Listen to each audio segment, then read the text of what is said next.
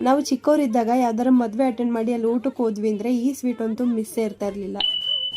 Hi hello ಎಲ್ರಿಗೂ ನಮಸ್ಕಾರ, welcome to my mini. ಬೆಳಗ್ಗೆ ಎದ್ದೊಳ್ಳೆ ನೆಲೆ ಎಲ್ಲ ಒರೆಸ್ಕೊಟ್ಟೆ. ಇನ್ನು ನಮ್ಮ ಮನೆಯವರು ಪೂಜೆನೂ ಮುಗಿಸಿದ್ರು. ಇನ್ನೊಂದ್ ಕಡೆ ನಾನು ಫಟಾಫಟ ಅಂತ ತಿಂಡಿಗೆ ಟೊಮೊಟೊ ಬಾತ್ ಮಾಡ್ಕೊಂಡು ನಮ್ಮ ಮನೆಯವ್ರು ಏನೋ ಕೆಲಸ ಅಂತ ಹೊರಗಡೆ ಹೋದ್ರು. ಅವ್ರು ಬರೋದ್ರೊಳಗಡೆ ನನಗೆ ಹೊಟ್ಟೆ ಹಸ್ತಿತ್ತು ಅಂತ ತಿಂಡಿ ತಿಂತಾ ಇದ್ದೆ. ಅವರು ಕೂಡ ಬಂದು ತಿಂಡಿ ತಿಂದು ಇನ್ನು ಹೊರಗಡೆ ಒಂದು ವಿಡಿಯೋ ಶೂಟ್ಗೆ ಹೋಗ್ಬೇಕಿತ್ತು ಅಂತ ಇಬ್ರು ಕೂಡ ರೆಡಿ ಆಗಿ ಟೌನ್ ಒಳಗಡೆ ಹೋದ್ವಿ. ಅಲ್ಲಿ ಈ ಕ್ಯೂಟ್ ಆಗಿರೋ ಪುಟಾಣಿ ಒಂದ್ ಸಿಕ್ತು. ಅದ್ರ ಜೊತೆ ಸ್ವಲ್ಪ ಆಟ ಆಡ್ಸ್ಕೊಂಡು ಅದನ್ನ ಮುದ್ದು ಮಾಡ್ಕೊಂಡು ಇನ್ನ ಶೂಟ್ ಎಲ್ಲ ಮುಗಿಸ್ಕೊಂಡು ಮನೆಗೆ ಬಂದು ಸಂಜೆಯಿಂದ ದೇವಸ್ಥಾನಕ್ಕೆ ಹೋಗ್ಬೇಕು ಅಂತ ನಾನು ಫ್ರೆಶ್ ಅಪ್ ಆಗಿ ಬಂದು ಕೂತಿದ್ದೆ. ಇವತ್ತು ಆಶ್ಚರ್ಯವಾಗಿ ನಮ್ಮ ಮನೆಯವರೇ ಬೇಗ ರೆಡಿ ಆಗ್ಬಿಟ್ಟಿದ್ರು ನನ್ಗಿನ ಮೊದ್ಲು. ಇನ್ನ ನಾನು ಕೂಡ ರೆಡಿಯಾಗಿ ಇವರು ಕೂಡ ದೇವಸ್ಥಾನಕ್ಕೆ ಹೋಗೋಣ ಅಂತ ಹೊರಟ್ವಿ. ಶನಿವಾರ ಅಂದ್ರೆ ಗೊತ್ತಲ್ಲ, ಶನ್ಮಾತ್ಮ ದೇವಸ್ಥಾನಕ್ಕೆ ಫಸ್ಟ್ ಹೋಗಿ ಅಲ್ಲಿ ಪೂಜೆ ಎಲ್ಲ ಮುಗಿಸ್ಕೊಂಡು ಮತ್ತೆ ಅಲ್ಲಿಂದ ಸೀದಾ ಆಂಜನೇಯ ಸ್ವಾಮಿ ದೇವಸ್ಥಾನಕ್ಕೆ ಬಂದು ಅಲ್ಲಿ ಪೂಜೆ ಎಲ್ಲ ಮುಗಿಸ್ಕೊಂಡು ಎಳ್ಬತ್ತಿ ಎಲ್ಲ ಹಚ್ಚಿ ಸ್ವಲ್ಪ ಹೊತ್ತು ಕೂತಿದ್ದು ಪ್ರಾರ್ಥನೆ ಮಾಡ್ಕೊಂಡು ಅಲ್ಲಿಂದ ಸೀದಾ ಮತ್ತೆ ಮನೆ ಕಡೆ ಬಂದ್ವಿ. ಇನ್ನ ನಿನ್ನೆ ಹಂಗೆ ಸುಮ್ನೆ ಕುತ್ಕೊಂಡು ರೀಲ್ಸ್ ನ ಸ್ಕ್ರೋಲ್ ಮಾಡ್ಬೇಕಾದ್ರೆ ಒಂದ್ ಸ್ವೀಟ್ ನ ನೋಡಿದೆ. ಅದನ್ನ ನೋಡಿದಾಗ ನನಗಂತೂ ನನ್ನ ಚೈಲ್ಡ್ಹುಡ್ ಡೇಸ್ ನೆನ್ಪು ಬಂತು. ಹಾಗೇನೆ ಅದನ್ನ ತುಂಬಾ ದಿನದಿಂದ ಮಾಡ್ಬೇಕು ಅಂತಾನು ಅನ್ಕೋತಾ ಇದ್ದೆ. ಫೈನಲಿ ಇವತ್ತು ಹೆಂಗಿದ್ರು ಫ್ರೀ ಆಗಿದ್ನಲ್ಲ ಅಂತ ಹೇಳ್ಬಿಟ್ಟು ಮಾಡ್ತಾ ಇದ್ದೆ. ಈ ಸ್ವೀಟ್ ನಿಮ್ಗಳಿಗೂ ಕೂಡ ಗೊತ್ತಿರುತ್ತೆ, ಬಾದಾಮ್ ಪೂರಿ. ನಾವು ಚಿಕ್ಕವರಿದ್ದಾಗ ಯಾವ್ದಾದ್ರು ಮದ್ವೆಗಳಿಗೆ ಹೋಗ್ತಿದ್ವಿ ಅಂದ್ರೆ ಈ ಸ್ವೀಟ್ ಅಂತೂ ಮಿಸ್ಸೇ ಇರ್ತಾ ಇರ್ಲಿಲ್ಲ. ಅದ್ರಲ್ಲೂ ನಮ್ಮ ಅಕ್ಕ ಪಕ್ಕ ಇದ್ದಿದ್ ಮನೆಗಳಲ್ಲಿ ಮದ್ವೆ ಅಂತ ಅಂದಿದ್ರೆ 3 ದಿನ 2 ದಿನ ಮುಂಚೆನೆ ಈ ಸ್ವೀಟ್ ಮಾಡಿ ಇಟ್ಬಿಡ್ತಿದ್ರು, ಸಕ್ಕರೆ ಪಾಕದಲ್ಲಿ ಚೆನ್ನಾಗಿ ನೆನ್ಕೋಬೇಕು ಅಂತ.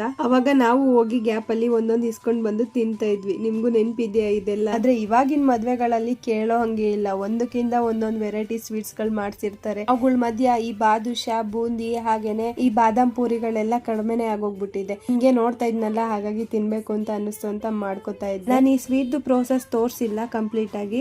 ನಿಮ್ಗೆ ಏನಾದ್ರೂ ಇದ್ರ ರೆಸಿಪಿ ಬೇಕು ಅಂದ್ರೆ ಕಮೆಂಟ್ ಸೆಕ್ಷನ್ ಅಲ್ಲಿ ರೆಸಿಪಿ ಅಂತ ಕಮೆಂಟ್ ಮಾಡಿ, ನಾನು ಇದ್ರ ರೆಸಿಪಿನ ಶೇರ್ ಮಾಡ್ಕೋತೀನಿ. ನನಗಂತೂ ಈ ಶುಗರ್ ಕೋಟ್ ಹಾಕ್ಬೇಕಾರ್ಲೆ ತಿನ್ಬೇಕು ಅಂತ ಅನಿಸ್ತಾ ಇತ್ತು. ಹಾಗೇನೆ ಮತ್ತೆ ಒಂದ್ ರೌಂಡ್ ಕೊಬ್ಬರಿ ತುರಿನೆಲ್ಲ ಹಾಕಿ ಕೋಟಿಂಗ್ ಕೊಟ್ಮೇಲೆ ಅಂತೂ ಇನ್ನೂ ಸಖತ್ ಅಂದ್ರೆ ಸಖತ್ ಕಾಣಿಸ್ತಾ ಇತ್ತು ಸ್ವೀಟ್ ಅಂತೂ. ಬಟ್ ಅದನ್ನ ಒಂದ್ ಅರ್ಧ ಗಂಟೆನಾದ್ರೂ ರೆಸ್ಟಿಗೆ ಬಿಡ್ಬೇಕು, ಅದಾದ್ಮೇಲೆ ತಿನ್ನಕ್ ಚೆನ್ನಾಗಾಗೋದು. ಇನ್ನ ಒಂದಿನ ಬಿಟ್ಟು ತಿಂತೀನಿ ಅಂದ್ರೂ ಇನ್ನೂ ಚೆನ್ನಾಗಿ ಕೋಟಿಂಗ್ ಎಲ್ಲ ಆಗಿರುತ್ತೆ, ಅವಾಗ ಇನ್ನೂ ತಿನ್ನೋದಕ್ಕೆ ಚೆನ್ನಾಗಿರುತ್ತೆ. ಬಟ್ ನಾನು ಒಂದ್ ಟೇಸ್ಟ್ ನೋಡೇ ಬಿಡೋಣ ಅಂತ ಇವತ್ತೇ ತಿಂತಾ ಇದ್ದೆ. ಮಿಕ್ಕಿದ್ದಕ್ಕೆಲ್ಲ ಸ್ವಲ್ಪ ಪಾಕ ಮಿಕ್ಕಿತ್ತು ಅಂತ ಅದನ್ನ ಇನ್ನೊಂದ್ ರೌಂಡ್ ಕೋಟಿಂಗ್ ಹಾಕಿ ನಾಳೆ ತಿನ್ನೋಣ ಅಂತ ನೆನ್ಕೊಳಕ್ ಬಿಟ್ಟೆ. ಈ ಬ್ಲಾಗ್ ಸರ್ ಲೈಕ್ ಮಾಡಿ, ಹಾಗೆ ನನ್ನ ಪೇಜ್ನ ಫಾಲೋ ಮಾಡ್ಕೊಳ್ಳೋದು ಮರಿಬೇಡಿ.